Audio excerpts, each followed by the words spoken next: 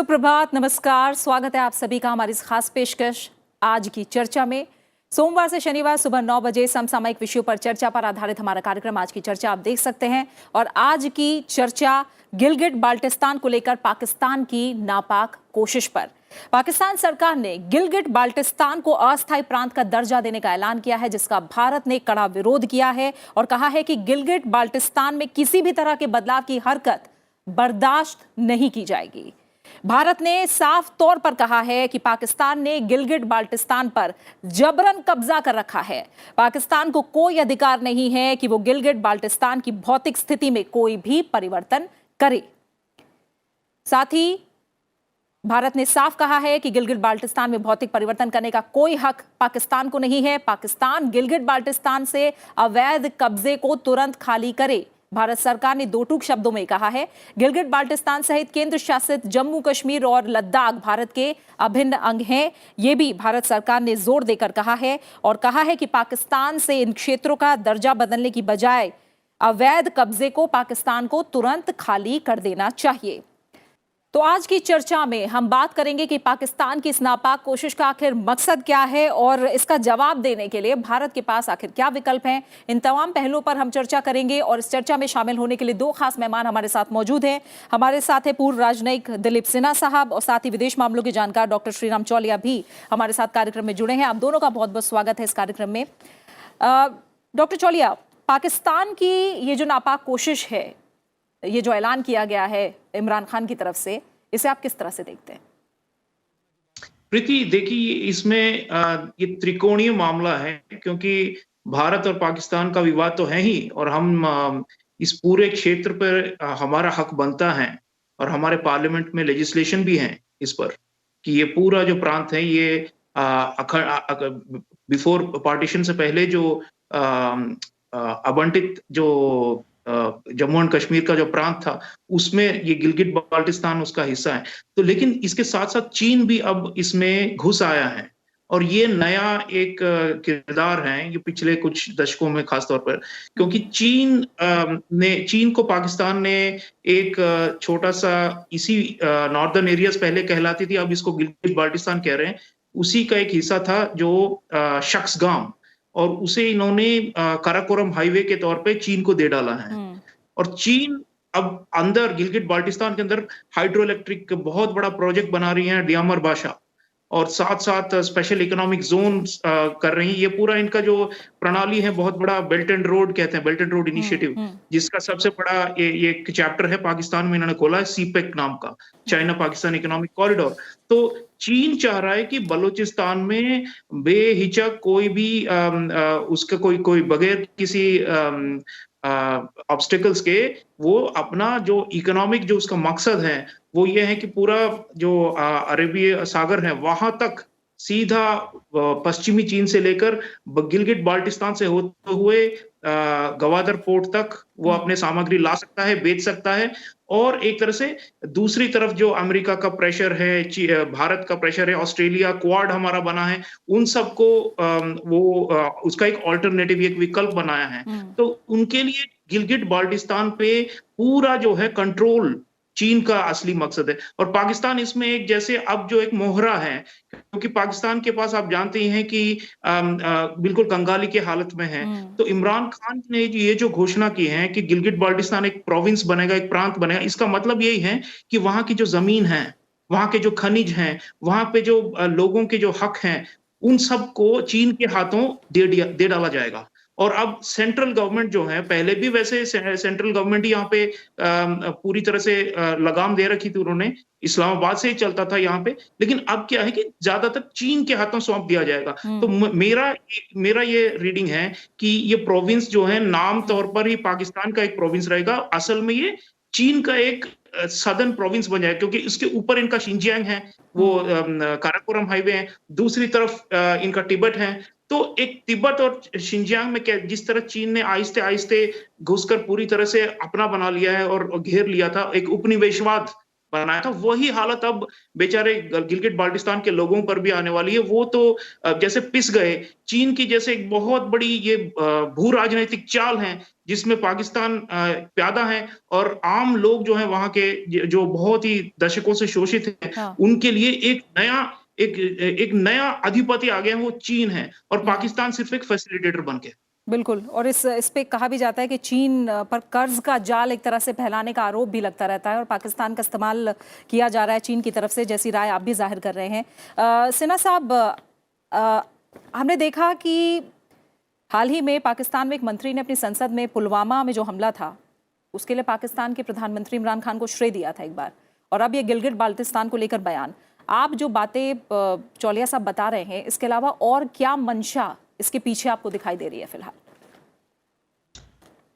जैसा डॉक्टर चौलिया ने कहा कि ये एक त्रिकोणीय मामला बन गया है और इसमें चीन का हस्तक्षेप बहुत बढ़ गया है। चीन ने 1963 में एक बॉर्डर एग्रीमेंट किया था पाकिस्तान के साथ, जिसके तहत पाकिस्तान ने काराकोरम पर्वत श्रृंखला के उस तरफ, पूरब की तरफ, जो शख्सगाम वैली थी और जो भी इलाके जो पहले हुंजा के जो मीर थे, वो उस पर उनका शासन था वहां पे, और वहां से वो टैक्स इकट्ठा किया करते थे। उस सब इलाके को छोड़ दिया चीन के लिए, और वो बॉर्डर एग्रीमेंट गिलगित बल्तिस्तान के इवज पे, उसमें उसका नाम भी नहीं था उस इलाके का, उन्होंने 1963 में वो बॉर्डर एग्रीमेंट साइन कर लिया था चीन के साथ। लेकिन पाकिस्तान ये भूल रहा है कि चीन एक जमाने में हुंजा पर भी अपना दावा लगा रहा था, और अभी भी कोई स्पष्ट नहीं है कि चीन उसे अपना मानता है या नहीं मानता है। लेकिन ये स्पष्ट है कि ये जो सीपेक जो है, काराकोरम हाईवे जो है, जो चीन ने बनाया है, उसके दम पे आज गिलगित बल्तिस्तान में चीन की सेना एक बहुत बड़ी मात्रा में मौजूद है, क्योंकि ये सारा काराकोरम हाईवे जो बनाया गया है वो चीनी सेना ने बनाया है, और चीनी सैनिक वहां पर मौजूद हैं। और ये चीनी सैनिक जो है वो, उनकी जो परिस्थिति है लोकल लोगों के साथ, वो इतनी सौहार्दपूर्ण नहीं है कि वो आराम से वहां घूम सकें। तो वो एक कैंटोनमेंट की तरह से अपने कैंप में ही रहते हैं, बाहर नहीं निकलते हैं वहां से, जिसके संबंध अच्छे नहीं है। तो इस परिस्थिति में पाकिस्तान का जो कंट्रोल है इसके ऊपर, वो धीरे धीरे कम होता जा रहा है, और ये जो दबाव पड़ रहा है पाकिस्तान के ऊपर कि उससे अपना प्रांत बनाया जाए, उसके पीछे बताया जाता है कि चीन दबाव डाल रहा है पाकिस्तान पर, क्योंकि चीन चाहता है कि इस इलाके की जो संवैधानिक स्थिति है उसे वो थोड़ी ठीक की जाए। तो ये जो घोषणा की है इमरान खान ने कि उसे एक प्रोविजनल प्रोविंस का स्टेटस दिया जाएगा, ये एक बड़ी अजीब बात है। प्रोविजनल प्रोविंस क्या होता है? जी, वही बात है कि अगर इतना आत्मविश्वास है इमरान खान को, तो इसमें एक तरह से प्रोविंस प्रोविजनल बनाने की क्यों बात कही जा रही है? अगर इतना ही आत्मविश्वास है, इसके पीछे आप बताइए कारण क्या हो सकता है? इसके पीछे कारण यह है कि पाकिस्तान एक दुविधा में पड़ा हुआ है। एक और तो पाकिस्तान कहता है कि जम्मू कश्मीर का जो प्रांत था, जो प्रिंसली स्टेट था, उसका भविष्य वहां के लोग एक रेफरेंडम या प्लेबिसाइट द्वारा स्थापित करेंगे। दूसरी ओर पाकिस्तान अपनी सरकार से, इस्लामाबाद की सरकार से आदेश जारी करता है और इस इलाके का संवैधानिक जो स्थिति है, परिस्थिति है, वो निर्धारित कर रहा है। तो इसमें जो विरोधाभास है उसमें तालमेल नहीं स्थापित कर पा रहा है पाकिस्तान, और इसी उधेड़ में पाकिस्तान पड़ा हुआ है कि हम करें क्या। या तो हम प्लेबिसाइट के लिए वेट करें, या फिर खुद ही प्लेबिसाइट अपने इलाके में करवा लें, वो भी नहीं करवा सकते, और ना ही अपने इस्लामाबाद से जो शासन चल रहा है अभी, उसे कोई संवैधानिक दर्जा दे पा रहा है। बिल्कुल। डॉक्टर चौलिया, बड़ी बात जो आज रक्षा मंत्री ने भी अभी इमरान खान के बयान के बाद, ऐलान के बाद बोली है कि जो मानवाधिकारों का उल्लंघन वहां लगातार उस इलाके में होता आया है, इस तरह के ऐलान के बाद आप उनको नहीं छुपा सकते जो यातनाएं वहां के लोगों को दी जाती हैं। हम जानते हैं तरह तरह के जो आंदोलन हैं वो भी भारत के पक्ष में रहे हैं और पाकिस्तान के खिलाफ रहे हैं। इस ऐलान के बाद आपको क्या लगता है, क्या रुख हो सकता है वहां लोगों का? और दूसरा, जो चुनाव कराने की बात कही जा रही थी, वो कितनी आगे बढ़ती दिखाई देगी? क्या इन मंसूबों में पाकिस्तान कहीं आगे बढ़ता दिखाई आपको दे रहा है, या बहुत ऐसी अड़चनें हैं जो उसके सामने आने वाली हैं अभी वहां के लोगों के जरिए भी? जी प्रीति, सबसे पहले तो ये जो चुनाव की बात कर रहे हैं, ये भी धांधलियों से भरी रहती हैं। ये पाकिस्तान जो है यूनिटरी स्टेट है, इसमें कभी भी फेडरल प्रोविंसेस को कोई ज्यादा हक हुकूक दिए नहीं गए हैं। और आजकल तो आप जानते हैं फौज का पूरा एक बोलबाला है, और इमरान खान तो बस एक कठपुतली है उनके। तो मिलिट्री का जो कंट्रोल है वो बहुत ज्यादा थी, लेकिन अभी क्या है, उनकी मिलीभगत है चाइना के साथ, तो चीन के हाथों ये सौंप रहे हैं। और दूसरी बात आपने कही, मन से निकल गया वो, आप जी मानवाधिकारों जी के जी उल्लंघन की। जी, जी ह्यूमन राइट सबसे बड़ी बात तो वही है। बल्कि आप देखें यूनाइटेड नेशंस, संयुक्त राष्ट्र के लेवल पर, अंतर्राष्ट्रीय मंचों पर हमें आवाज उठाना चाहिए, क्योंकि जो हमारे जो पीड़ित भाई बहन हैं वहां के, गिलगिट बाल्टिस्तान के, बलूचिस्तान में भी जो कर रहे हैं, दूसरी तरफ अफगानिस्तान की तरफ, उससे भी ज्यादा अत्याचार कुछ हद तक यहाँ पर हुए हैं। और आप देखिए, एक आंकड़ा मैं बताता हूँ, शिया जो समुदाय है पाकिस्तान में अल्पसंख्यक है, दूसरे लेकिन गिलगिट बाल्टिस्तान में एक जमाने में 80% से ज्यादा शिया हुआ करते थे, और आज जो है लगभग 38% तक उतर आए हैं।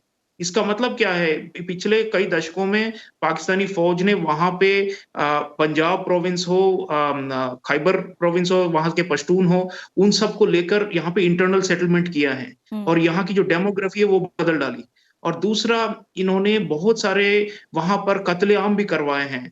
ये जो बहुत ही खूंखार सुन्नी जिहादी जो तंजीमें हैं, जो सीधे पाकिस्तान आर्मी और आईएसआई के इशारे पे नाचते हैं, उन्हें भी वहां पे भेजकर बहुत कई दफे गिलगिट बाल्टिस्तान के शिया, हजारा, इस्माइली, ये जो छोटे छोटे पीड़ित अल्पसंख्यक है, उन पे बहुत ज्यादा अत्याचार किए गए हैं, जुल्म। और इसका ये एक, जैसे उन्होंने मैदान साफ किया और अब चीन के लिए एंट्री हो रही है, क्योंकि पहले से इन्होंने इन सबको सहमा कर रखा हुआ है। तो ये जो इनकी जो आवाजें हैं ये गूंज रही हैं। जब भारत ने आवाज उनके उनके पक्ष में बोला है, तो कई उनके जो एक्टिविस्ट हैं और जो सोशल मीडिया में है, उन्होंने भारत की बड़ी प्रशंसा की, और उन्होंने कहा कि भारत अकेला एक देश है जो उनकी पीड़ा समझती है, और जो दुनिया भर में उनका जो उनकी जो गूंज है वो सुनाई जा सकती है अगर हम उनका साथ दें। बलूचिस्तान का भी यही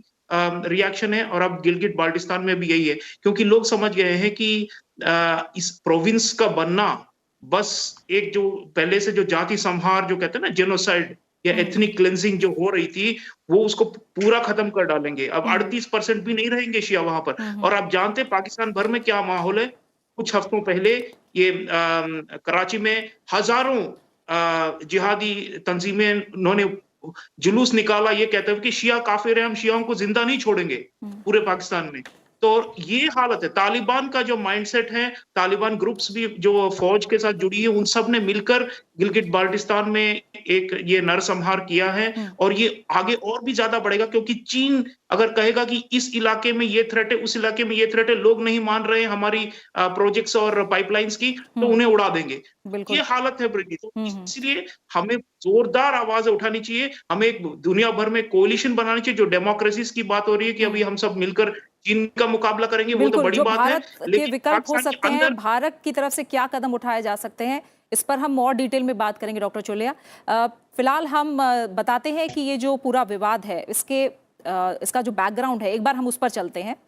आज़ादी के बाद जब राजे रजवाड़ों को भारत या पाकिस्तान में मिलने का विकल्प दिया गया था, तब तत्कालीन कश्मीर के शासक महाराजा हरि सिंह एक स्वतंत्र देश चाहते थे, और उन्होंने किसी भी देश के साथ विलय से इनकार कर दिया था। लेकिन अक्टूबर 1947 में पाकिस्तानी सेना ने कबायली के भेष में कश्मीर पर आक्रमण कर दिया। ऐसे में महाराजा हरि सिंह ने भारत से मदद मांगी और विलय पर हस्ताक्षर कर दिए। भारतीय सेना ने पाकिस्तानियों को रोक दिया, लेकिन इससे पहले वो कश्मीर के एक हिस्से पर कब्जा कर चुके थे, और तब से लेकर अब तक पाकिस्तान ने इस पर अवैध कब्जे को नहीं छोड़ा है। गिलगिट बाल्टिस्तान पाकिस्तान के कब्जे वाले कश्मीर का ही हिस्सा है। प्रशासनिक नजरिए से पाकिस्तान ने पीओके को, जो पीओके है, उसको दो हिस्सों, पीओके और गिलगिट बाल्टिस्तान में बांट रखा है। जो स्थानीय लोग हैं, उनका आरोप है कि पाकिस्तान इस हिस्से के संसाधनों का प्रयोग करता है और यहाँ के लोगों को हाथ कुछ भी नहीं लगता। वो बदहाली की जिंदगी जीते हैं, मानवाधिकारों का यहाँ हनन होता है, उन्हें यातनाएं दी जाती हैं। लोगों का ये भी है, कहना है कि इस इलाके में आपातकाल की स्थिति है, अगर कोई उसके खिलाफ आवाज उठाता है तो फिर उन्हें यातनाएं दी जाती हैं, जो लोग विरोध करते हैं उन्हें लगातार सताया जाता है। तो ये है थोड़ा सा इतिहास और यहाँ की जो स्थिति है फिलहाल उसके बारे में हमने आपको बताया है।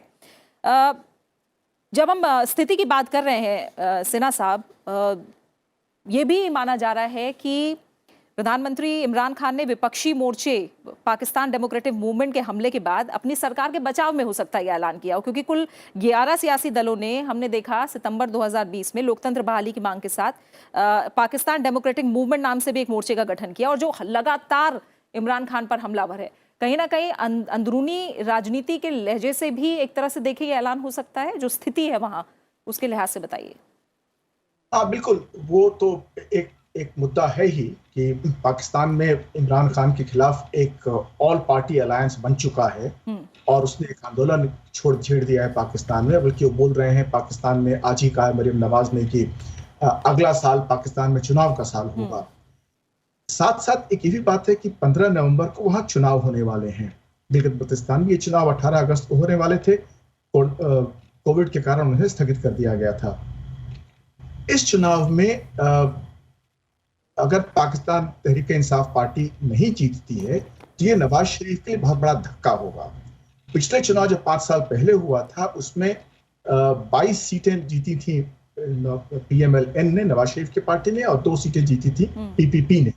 तहरीक इंसाफ पार्टी को वो सीट नहीं मिली थी, बाद में उन्होंने एक को दल बदल करके अपनी पार्टी में शामिल कर लिया। तो इस वक्त जो चुनाव 15 नवंबर को होगा, यदि इसमें नवाज शरीफ इमरान खान की पार्टी हारती है, जिसकी बहुत बड़ी संभावना है यदि सेना उनकी मदद न करे, तो इमरान खान के बहुत बड़ा धक्का होगा ये। और इन्हीं दोनों बातों को लेकर के इमरान खान ने कहा, ये घोषणा की है कि शायद इसी बहाने उन्हें कुछ और वोट मिल जाए। ठीक है। और डॉक्टर चौलिया, एक तरह से देखें तो जिस तरह से पंजाब प्रांत है, सिंध प्रांत है, उनके विकास पर जिस तरह ध्यान देता आया है पाकिस्तान सरकार, अगर अच्छी नीयत होती तो इस इलाके के विकास पर भी ध्यान दिया जाता, ना कि यहाँ मानवाधिकारों का हनन किया जाता। तो इसके जो मंसूबे हैं वो भी दिखाई देता है कि वहाँ विकास कोसों दूर है। जी हाँ, नीयत ही खराब है। सही, आपने बिल्कुल सही कहा, क्योंकि पाकिस्तान की जो लेजिटिमेसी है, जो औचित्य जो भी आप कहें, वो इतनी कमजोर है। पहले से ही आप जानते हैं कि इन्होंने कहा कि अच्छा भाई, जो पूरा जो दक्षिण एशिया है उसमें जितने मुसलमान हैं, हम सब के लिए, उन सब के लिए एक अलग एक राष्ट्र बनेगा, एक राज्य बनाया उन्होंने। तो ये जो ओरिजिनल जो इनकी जो प्लान थी वो ही फेल हुई। बांग्लादेश टूट कर निकल गया 1971 में। तो उसके बाद से इन्होंने ये साफ था कि सिर्फ इस्लाम एक बेसिस नहीं हो सकता है कि एक पूरे नेशन स्टेट को बनाया जाए। तो अभी आप जो बलूचिस्तान में उपद्रव देख रहे हैं, जो बगावत गिलगिट बाल्टिस्तान के हवाओं में है, जो इवन सिंध और खैबर में भी कई जगहों में खैबर में लोग समझते हैं कि वो पश्तून है और वो उन्हें अफगानिस्तान का हिस्सा होना चाहिए। तो आप देखिए कि एक तरह से पाकिस्तान की जो नींव है वो इतनी कमजोर है, वो साफ दिखाई दे रही है। और इसीलिए उनकी जो वरिष्ठ वर्ग, जो एलीट हैं, मिलिट्री खासतौर पे, और उनके जो ये पुतले हैं इमरान खान की तरह, इन सब लोगों में बड़ी हड़बड़ी है किसी तरह ये और बिखर ना जाए, एक और बंटवारा ना हो जाए। और मुझे लगता है कि गिलगिट बाल्टिस्तान पे अभी ये जो नकेल कस रहे हैं चीन के सहारे, ये और भी एक तरीका है इनका कि अपने आप को किसी तरह बचा लें। लेकिन आप जानते हैं कि कॉन्ट्रडिक्शन, जो अंतर विरोध हैं, वो बाहर निकल के आएंगे। जितनी ज्यादा ये लोग वहां पे जुल्म करेंगे, उतना ज्यादा लोग उठकर बोलेंगे। और इस पर मैं बोलना चाहूंगा प्रीति, हमें और क्या आगे करना चाहिए। राजनाथ जी ने अच्छा बयान दिया आज, लेकिन साथ साथ हमें इनकी जो रिप्रेजेंटेटिव्स हैं, सिविल सोसाइटी एक्टिविस्ट हैं, क्योंकि हम कह रहे हैं कि ये पूरा जम्मू एंड कश्मीर का हिस्सा है, ये अभिन्न अंग है भारत का, तो वहां के कुछ रिप्रेजेंटेटिव्स को हम पार्लियामेंट में एक ऑनररी पोजीशन राज्यसभा में जैसे हम बना सकते हैं, क्योंकि हम चुनाव नहीं करवा पा रहे हैं वहां पर, लेकिन लोग वहां के कई ऐसे हैं जो अभी भी अपने आप को हिंदुस्तानी समझते हैं और समझते हैं कि हिंदुस्तान के अंदर ही उनको वाकई कोई इज्जत मिल पाएगी, खासतौर पर शियाओं को। तो हमें उनके नाम कुछ लेकर उनके साथ मशवरा कर उनके जो ओवरसीज, जो बाहर के जो एक्टिविस्ट है पश्चिमी देशों में, कुछ इनके रेफ्यूजीज हैं जो आवाज उठा रहे हैं ह्यूमन राइट्स ग्रुप के साथ, इन सबके साथ मिलकर एक रिप्रेजेंटेशन का जो एक सिंबॉलिक मूव है वो हमें करना चाहिए। कुछ सालों पहले जम्मू एंड कश्मीर असेंबली में भी ऐसे हमने सीटें रखी हुई है इन लोगों के लिए, जो कि वापस कभी ना कभी आएंगे भारत के अंदर। और इस दौरान साथ साथ हमें चीन से चौकन्ना रहना होगा प्रीति, क्योंकि चीन की अगर मिलिट्री हमारे लद्दाख के बाईं तरफ भी आ गया, अभी तो ईस्टर्न लद्दाख में तो आप जानते ही एलएसी पे इन्होंने बहुत ही महीनों से नाक में दम कर रखा है, लेकिन बाईं तरफ जो गिलगिट बाल्टिस्तान लद्दाख के दूसरी तरफ पड़ती है, तो वहां से भी चीन जॉइंटली पाकिस्तान की जो छोटी फौज है लेकिन पाकिस्तान के साथ मिलकर हम पर हमला या का अधिक्रमण करने की कोशिश करेगा। तो स्ट्रेटेजिकली जो भू राजनीति के तरफ से देखा जाए तो हमें बहुत चौकन्ना रहना पड़ेगा, और अंदर गिलगिट बाल्टिस्तान के अंदर ही हमें अगर एक्शन लेना पड़े, कुछ टेररिस्ट ग्रुप्स, लोग वहां के इतने ऊब चुके हैं क्योंकि वहां उसे पीओके जो सदर्न हिस्सा है, जो पीओके हम कहते हैं, और उसका नॉर्दर्न हिस्सा ये गिलगिट बाल्टिस्तान, इन सभी जगहों पे इन्होंने कैंप्स बना रखे हैं जिहादियों के, हार्ड कट्टर सुन्नी जिहादियों के, जो कश्मीर में भेजते हैं वहां से।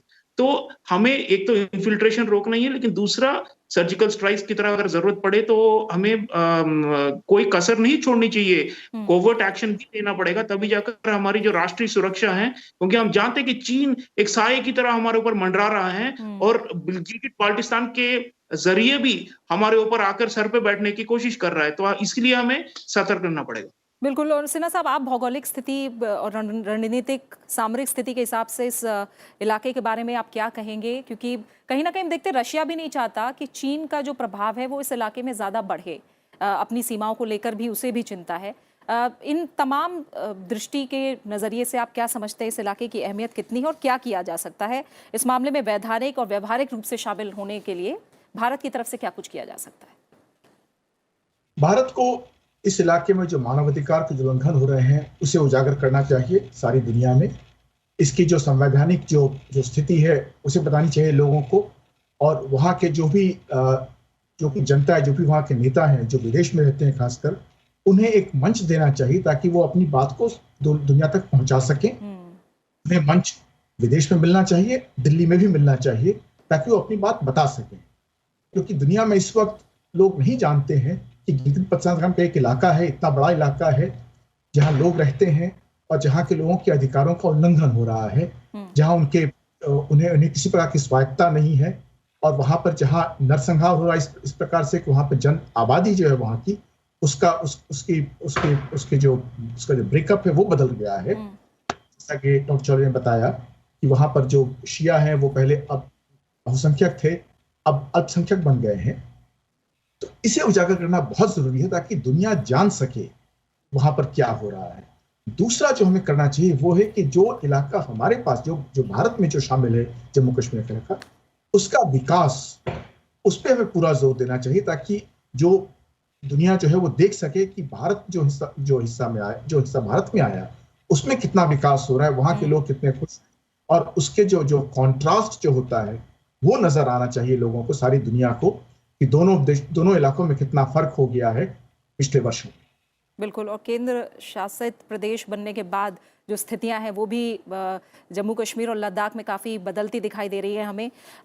आखिर में, क्योंकि आतंकवाद का जिक्र ज़रूर होता है जब पाकिस्तान की बात होती है, डॉक्टर चौलिया लास्ट में कमेंट चाहूँगी, कहीं ना कहीं इस इलाके का इस्तेमाल आतंकवाद के लिए जिस तरह से पाकिस्तान करना चाह रहा है वो नहीं कर पा रहा है, हो सकता है ये भी एक वजह हो। तो किस तरह से अंतर्राष्ट्रीय मंचों में हमने जिस तरह से पाकिस्तान को मुंह की खानी पड़ी है, और इस मोर्चे पर आगे बढ़कर भारत और क्या कर सकता है, पाकिस्तान को कदम पीछे खींचने पड़े ताकि?